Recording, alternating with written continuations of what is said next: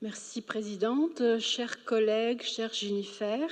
Depuis de nombreuses années, le département de Meurthe-et-Moselle porte une politique d'insertion ambitieuse qui évolue pour être au plus proche des besoins des personnes en insertion et au gré des décisions prises unilatéralement par les gouvernements qui se sont succédés. Le soutien aux structures de l'insertion par l'activité économique est en est partie intégrante.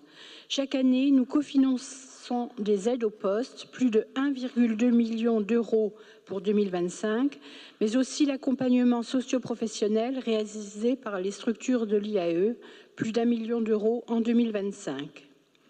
Force est de constater que si le département répond toujours présent, l'État s'en désengage progressivement. Moins 4% en 2025, moins 2% en 2026. Ces 2%, ce sont 3 000 postes de moins, 9 000 parcours d'insertion non financés, moins d'accompagnement, donc moins de retour vers l'emploi.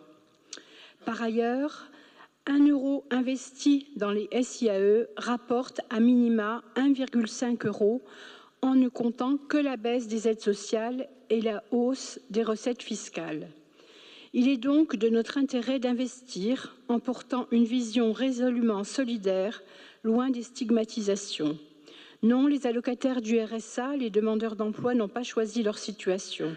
Non, ils ne profitent pas du système. Et oui, il faut prendre en compte les difficultés qu'ils rencontrent.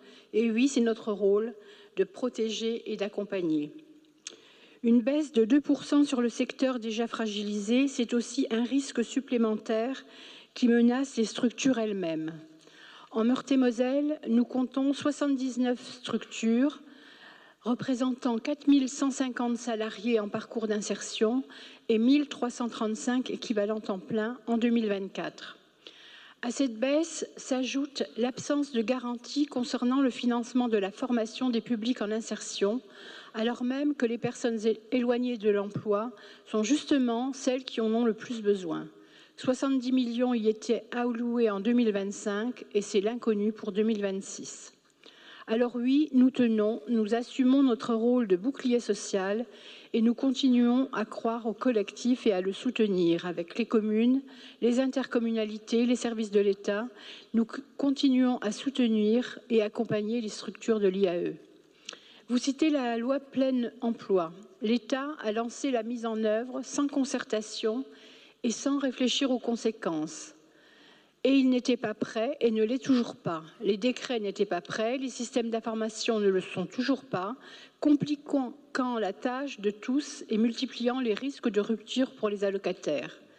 Nos partenariats anciens et de qualité avec les services de l'État et de France Travail en Meurthe-et-Moselle nous ont permis d'anticiper et d'accompagner au mieux nos équipes et les associations et entreprises d'insertion partenaires pour répondre aux nouvelles exigences de la loi.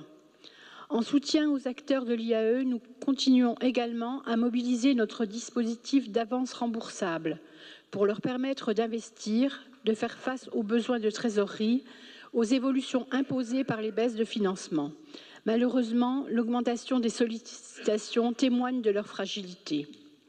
Et nous allons au-delà. Fin 2025, nous avons lancé une étude financière et comptable des 47 ateliers et chantiers d'insertion, car ce sont effectivement ces ACI qui sont déjà très fragilisés. En témoignent les redressements judiciaires de 2 structures et les sollicitations que nous avons eues d'un rééchelonnement de leur avance remboursable.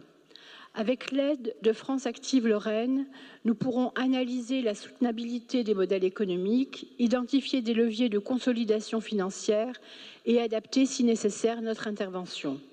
Car notre enjeu, au-delà de ce soutien, du soutien de ces acteurs, c'est d'informer les habitants sur leurs droits et de veiller à ce qu'ils n'y renoncent pas, de les accompagner dans les périodes de fragilité. Car in fine, c'est bien un enjeu de dignité et un enjeu de lutte contre la pauvreté. Notre service public reste présent et il innove. Je pourrais vous évoquer les expérimentations avec vous pour vos droits et le cumul RSA et revenu d'activité, ou encore le revenu d'émancipation jeune qui permet de venir en aide à des jeunes dans le besoin, d'investir et de croire en eux et de leur permettre des perspectives d'avenir. Je vous remercie.